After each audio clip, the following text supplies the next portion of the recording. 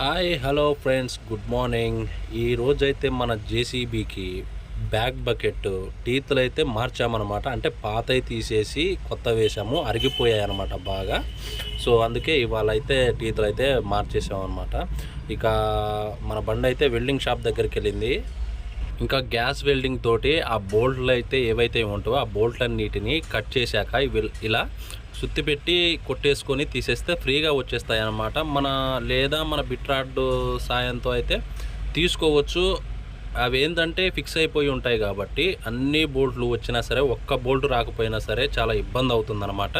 So అందుకే ఎప్పుడైనా టీతులు మార్చేటప్పుడు ఏదైనా దగ్గరలో వెల్డింగ్ షాప్ ఉంటే చూసుకొని ఆ వెల్డింగ్ షాప్ దగ్గరికి వెళ్ళి కట్ చేయించుకోవటం చాలా బెటర్ అనమాట. ఆ వెల్డింగ్కి ఎంతో కొంత అమౌంట్ తీసుకొని వాళ్ళు కట్ చేస్తారనమాట. కట్ చేస్తే ఇంకా మనం ఇలా ఫ్రీగా తీసుకొని కొత్త టీతులు అయితే ఎక్కిచ్చేసుకుంటే చాలా ఇబ్బంది లేకుండా ఫ్రీగా అయిపోతుంది అనమాట.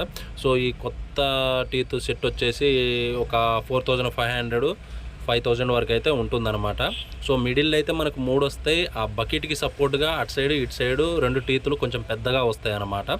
సో మధ్యలో టీతులకైతే 2 బోల్ట్లు అయితే ఉంటాయి. తర్వాత అటు సైడు ఇటు సైడు టీతుకి మాత్రం బకెట్కి సపోర్ట్గా ఒక ఎక్స్ట్రా బోల్ట్ ఉంటుందన్నమాట. 3 బోల్ట్లు ఉంటాయి. మనం ఆ పాత టీతులు తీసేసి కొత్త టీతులు అయితే అలా ఫిక్స్ చేసుకొని వాటికి బోల్ట్లు సెటప్ చేసి ఆ బోల్ట్లన్నీ ఆ బిట్ రాడ్ తోటి టైట్ చేసుకుంటే సరిపోతుంది. అన్నీ జాగ్రత్తగా టైట్గా వేసుకోవాలన్నమాట. మళ్ళీ ఒకటి లూజ్ ఉండి ఒకటి టైట్గా వేస్తే మాత్రం అవి టీతులు అటు ఇటు ఊగుతూ ఉంటాయి. దానివల్ల ఇబ్బంది అవుతుంది వర్క్ చేసేటప్పుడు. సో అందుకే ఒకసారి టీతులన్నీ ఒకసారి గట్టిగా బాగా టైట్గా అయితే ఫిక్స్ చేయాలన్నమాట. అది చూడండి, సైడ్ బకెట్కి సపోర్ట్గా వచ్చిన టీత్కి మాత్రం అలా ఎక్స్ట్రా బోల్ట్ ఉంటుందన్నమాట. ఆ ఎక్స్ట్రా బోల్ట్ని ఇంకా అలా ఫిక్స్ చేసుకోవాలి గట్టిగా. మా వెంకటేష్ అయితే చాలా కష్టపడ్డాడు ఇవాళ. వాడి కోసమైనా ఈ వీడియోకి ఒక లైక్ అయితే చేసుకొని సబ్స్క్రైబ్ అయితే చేసుకోండి. Thank you so much. Bye.